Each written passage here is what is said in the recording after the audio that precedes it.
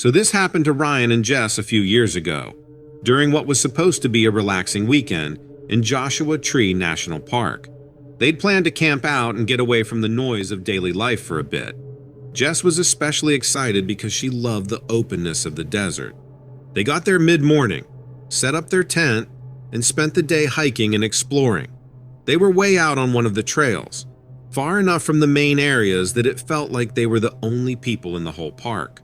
As the sun started to go down, they made their way back to camp, feeling that familiar desert chill settle in as the light faded. They were just finishing up dinner around the fire when they heard footsteps crunching along the gravel trail that led to their site. It struck them as odd because they hadn't seen a single other camper the whole day, but they figured maybe it was a park ranger checking on the campsites, so they waited. Sure enough, a man stepped into the light of their campfire. He was wearing the standard park ranger uniform, tan shirt, dark green pants, the hat. Looked like he was middle-aged, with an old-school 70s style uniform that you didn't see anymore. But other than that, he seemed normal enough at first. The guy introduced himself as Ranger Albright and asked if everything was okay. He had this flat, monotone voice, almost robotic, which threw Ryan and Jess off a bit, but they figured maybe he'd just had a long day. Ranger Albright stood there with his hands clasped in front of him, not moving much, barely blinking. His face was expressionless, like he was just waiting for something. "Yeah, everything's fine," Ryan replied, trying to sound friendly. "Thanks for checking in." The ranger nodded, but his expression didn't change. He just kept standing there, staring at them with these dark, unblinking eyes. After a pause, he asked if they'd seen any unusual wildlife while they'd been hiking. His voice had this strange, hollow quality to it, like he wasn't used to talking. The question itself wasn't too weird. They were in a national park after all. But something about the way he asked made both of them uneasy. Jess tried to laugh it off. "No, just the usual. Some rabbits, lizards. Nothing unusual." The ranger didn't laugh or even smile. He just nodded slowly and asked, "Any large creatures?" Ryan and Jess exchanged a look. They both felt a little creeped out by now, but they didn't want to show it. Jess shrugged and said, "Nope, nothing big, just us and the rocks." Again, he nodded, staring at them with that fixed, unblinking gaze. There was a moment of silence, and then he did something that made their skin crawl. He tilted his head to the side in this jerky, almost mechanical way, as if he was mimicking a human gesture but hadn't quite mastered it. Ryan, trying to lighten the mood, said, "You're out pretty late, huh? Must be lonely checking campsites by yourself at this hour." The ranger's head snapped back to a neutral position, and his eyes locked onto Ryan. He held his gaze for a long moment before saying, "We are never alone here." The words came out in a strange, broken way, and that's when Jess noticed something else. The ranger's skin looked almost too smooth, too perfect, as if it wasn't quite real. The firelight flickered across his face, and for a split second, she thought she saw a strange texture under the surface, something almost scaly. She blinked, and it was gone, but now her pulse was racing. She forced a smile and nudged Ryan, trying to signal that maybe it was time to end the conversation and call it a night. "Well, we'll keep an eye out for anything unusual," she said, hoping he'd take the hint. But Ranger Albright didn't move. He just kept standing there, staring at them with that unsettling gaze. The silence was stretching too long, and Ryan was about to say something when the ranger suddenly took a step closer, his body moving in a stiff, unnatural way. And then, right in front of them, his face started to shift. It was subtle at first, just a twitch around the eyes, but then it grew more pronounced. His eyes changed first. The pupils stretched, turning into narrow vertical slits like a reptile's. His mouth twitched, and they both saw it pull back in an odd lizard-like grimace, showing pointed, almost needle-like teeth. Jess gasped, stumbling back a step. Ryan's hand shot out instinctively, grabbing her arm. They watched, horrified, as the ranger's skin seemed to ripple, almost like it was peeling back. revealing patches of green, scaly flesh underneath. He was still wearing the ranger uniform, but his body seemed to be changing shape beneath it, shifting into something more alien. His limbs elongated, bending at odd angles, and his fingers stretched, the skin on his hands becoming rough and clawed. Ryan and Jess were frozen, watching in disbelief as this creature, whatever it was, finished its transformation. It stood there still in the park ranger's clothes, but its face was now fully reptilian. Slitted eyes, scaled skin, mouth that was too wide and filled with sharp teeth. It stared at them as if it was studying them, trying to gauge their reaction.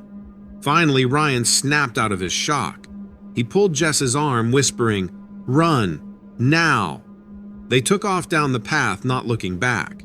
They could hear footsteps behind them, slow and deliberate, as if the creature wasn't in any hurry, just following them. Jess risked a glance over her shoulder and saw it walking after them, still in that unnatural, stiff way. Its gaze locked on them. They kept running, hearts pounding, the desert air cold against their skin. Every time they thought they'd lost it, they'd hear those footsteps behind them again. Finally, they saw a glimmer of light up ahead, the visitor center. They didn't stop until they were through the doors, breathless, terrified, and clutching each other like they'd barely escaped with their lives. Inside, they found a real park ranger, an older guy who looked at them with a mix of surprise and concern. Jess, still shaking, tried to explain what they'd seen, but it all came out jumbled and frantic. The ranger listened, nodding slowly, his face unreadable. When they finished, he sighed and leaned back in his chair. "You're not the first ones to see him," he said quietly. "People have been talking about a ranger like that for years. Some say he's something else, something that's been here longer than we have. I've never seen him myself, but, well, you're not the first." He gave them a sympathetic look and then just said, "If I were you, I wouldn't come back here after dark." Ryan and Jess didn't need to be told twice. They drove out of Joshua Tree that night, and neither of them looked back. Even now, when they talk about it, there's a lingering fear in their voices, a fear that comes from not really knowing what they encountered out there. Jess is convinced it was some kind of shapeshifter, something that mimics people but can't quite get it right. Ryan, for his part, avoids the topic entirely. He hasn't been back to the desert since.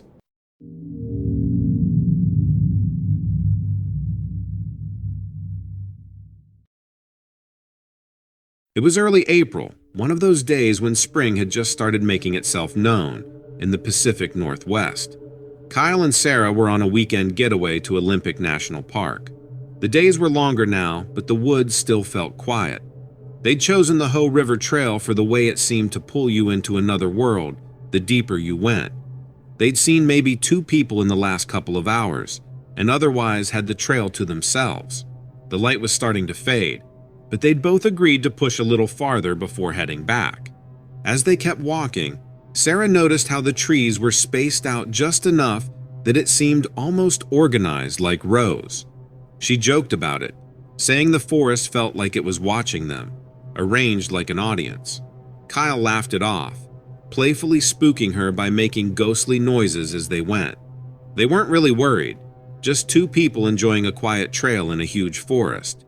But then, just as they were starting to turn back, they heard a snap, a loud one like a thick branch breaking, but close, very close. They both stopped, and Kyle whispered, "Stay still. Let's listen." Sarah nodded, her eyes wide. It was one thing to hear small movements, but this sounded heavier, deeper in the way it broke the silence. They waited, staring down the trail behind them, but nothing was there. The forest around them was completely still. "Let's keep moving," Kyle said, keeping his voice low. He tried to play it cool, but Sarah could see he was tense, his hand tightening around the flashlight in his pack. They started walking a little faster now, not exactly in a panic, but no longer dawdling. The birds that had been chirping earlier had gone quiet, and every sound they made seemed amplified by the silence. Their boots scraped against rocks, and every now and then they heard another snap, a rustle, always just far enough away that they couldn't quite place it. After another 10 minutes or so, they started to relax again. Kyle was making small talk about dinner plans, trying to lighten the mood, and Sarah forced a few laughs, feeling silly for getting worked up over what was probably just some animal foraging. But then there was another sound. It sounded like something large. It wasn't the quick, jerky movements of a something you would usually hear. It was steady, deliberate, almost like footsteps.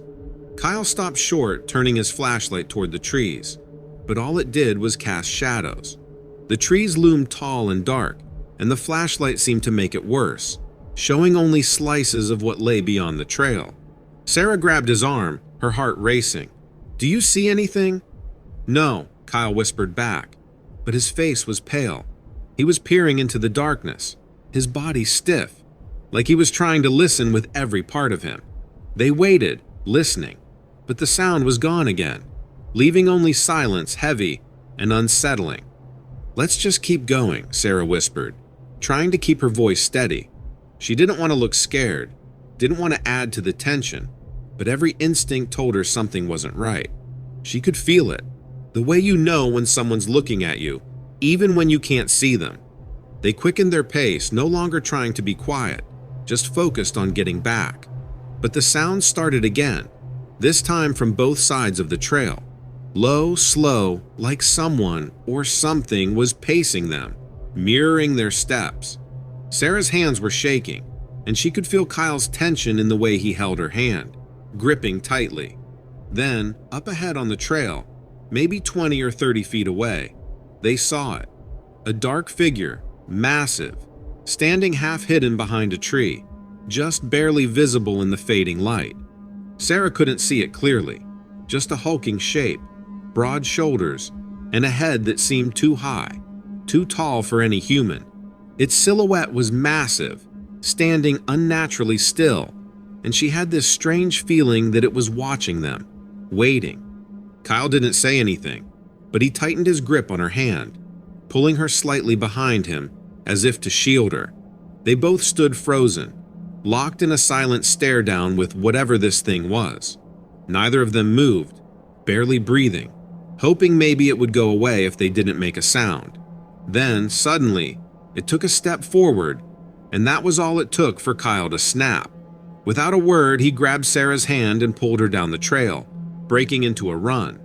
They just ran, crashing through the underbrush, slipping on damp leaves, lungs burning as they pushed themselves forward. The footsteps behind them echoed their own, heavy, relentless, and far too close. Kyle didn't stop until they reached a small clearing near the main trailhead. They finally paused to catch their breath, bending over, gasping but still listening, half expecting to see that dark figure emerge from the trees. But there was nothing, only silence and the occasional call of a distant bird, the sounds of the forest returning as if nothing had happened. They walked the rest of the way back to their car in silence, both of them too shaken to say much. Every little sound made them jump. Every shadow seemed suspicious. By the time they got to the car, they were drenched in sweat, still too rattled to look at each other, afraid that if they did, the reality of what they'd seen might sink in. They drove back in silence, neither one daring to talk about it.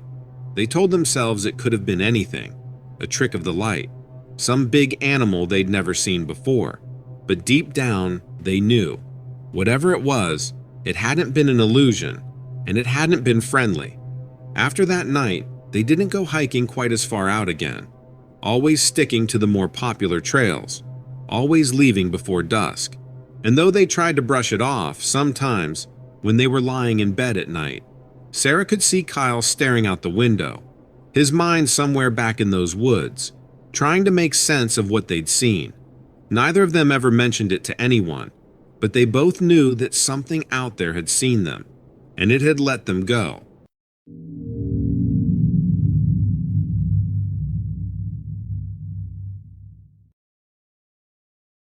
Lily had driven out to New Mexico on a whim, feeling restless. She needed a break from everything going on at work, and had heard about the beauty of the Santa Fe National Forest. Early spring felt perfect for a solo escape. So she rented a car, packed some gear, and set out for a weekend of hiking. The trail she chose wound through rugged, dry terrain, with sagebrush and juniper scattered along a narrow path. The air was sharp, cool for spring, and carried the faintest whiff of desert sage. The sun on its downward path, and would be setting in a few hours. Everything around her seemed to glow. She hadn't planned to be out this late, but figured she'd be back at her car by dusk. As she climbed a bit higher, though, a strange sound caught her attention. She paused, listening. It was faint, but she could hear it, an odd clicking noise. At first, she thought it might be a woodpecker because the clicking was rhythmic and deliberate. It sounded almost like bones tapping against each other, which sort of creeped her out. She told herself it was probably just some odd desert critter, or maybe an echo from a hiker farther up the trail. But the thought of a hiker faded when she realized she hadn't seen anyone in over an hour. She kept moving, trying not to think about it, but the clicking noise followed her, staying just far enough back that she couldn't see what was making it. Every few steps, she glanced over her shoulder, hoping for a glimpse of another hiker or animal, something to explain the noise, but the trail was empty. She tried to keep her pace steady, but she really felt that something was there, moving with her. It must have been another 15 minutes before she saw it, a shadowy figure ahead, up near a cluster of boulders. Lily squinted, trying to make out what it was, but it was almost as if the thing was blending into the rocks around it, shifting to match the colors of the desert. She thought maybe it was just an oddly shaped cactus or bush, but then it moved, slithering forward in a way that no plant or rock would. Whatever it was large, with limbs that seemed far too long for its body. She couldn't make out a face, just a dark shape with strangely articulated limbs. Too many joints, like they bent in places they shouldn't. The creature's skin, or whatever covered it, looked rough, almost scaly, but it wasn't shiny like most reptiles. Instead, it was dull, as if it had been caked with dust, blending in perfectly with the rocky terrain. She caught a quick glint of what looked like tiny scales or rough skin, something textured, but she couldn't stare long enough to be sure. Could it be some kind of lizard? Some desert animal she'd never seen or heard of? She didn't want to move, didn't want to draw attention, but then the clicking sound started again, coming from right in front of her. It was unmistakable now, like someone snapping their fingers, slow and deliberate. The creature wasn't moving toward her, but it wasn't backing off either. It just stood there, one of its long limbs reaching out toward a rock, claws or something similar tapping against it. Lily slowly shifted her weight, trying not to make any noise. She was still about 40 feet away, close enough to see that its head was turning, almost as if it were scanning the area. She tried to stay calm, thinking that maybe if she kept still, it wouldn't notice her. But then the thing moved, leaning toward her slightly, and its face, or what she could make out of it, was turned in her direction. She couldn't see eyes exactly, just hollows, as if it was looking out from deep sockets. Its mouth opened slightly, revealing small pointed teeth that looked less like fangs and more like rows of needles. It made no sound aside from the rhythmic clicking, a pattern she couldn't decipher. The sight of those teeth, thin and needle-like, almost made her faint. She took a slow, careful step backward, eyes never leaving the creature. Her foot hit a rock, making a soft crunching sound, and the thing's head snapped in her direction. It froze, lifting one of its long, thin arms, and clicked again, louder this time, as if it was trying to communicate or warn her off. In that moment, she made a decision. Lily turned and started walking back down the trail, keeping her pace steady, trying to act as if she wasn't terrified. She knew that running could trigger something in it, could make it follow her.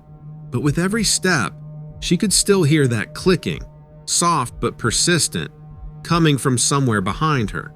She walked faster, fighting the urge to break into a sprint. After what felt like hours but was probably only minutes, she glanced back over her shoulder. The creature was still there, perched on the rocks watching her, its head tilting slightly to the side, clicking growing fainter. She let out a shaky breath. picking up her pace until she was practically jogging, her heart pounding in her ears. The clicking faded as she put more distance between them, and when she finally reached the broader part of the trail near the parking area, the sound was completely gone. She didn't stop until she reached her car, her hands shaking as she fumbled with the keys. As she slid into the driver's seat, she kept looking around, checking the scrubby bushes and rocks, half expecting to see it creeping out from behind them. But the area was quiet again, as if the desert had swallowed the creature up, returning to the stillness that had first drawn her there. That night, lying in her hotel bed, she tried to tell herself it had been some kind of weird animal, something native to the desert that she'd never heard about. But no matter how hard she tried, she couldn't get the image out of her mind. That strange, lanky figure, those two long limbs, and the hollow face with rows of needle-like teeth. She could still hear the clicking, echoing in her mind, a sound that seemed more calculated than anything an animal would make. She never talked about it, figuring people would think she was crazy. But every now and then, when she was alone, she'd remember that hollow face and the way it had stared right through her. And she knew that somewhere out in the New Mexico desert, something was watching.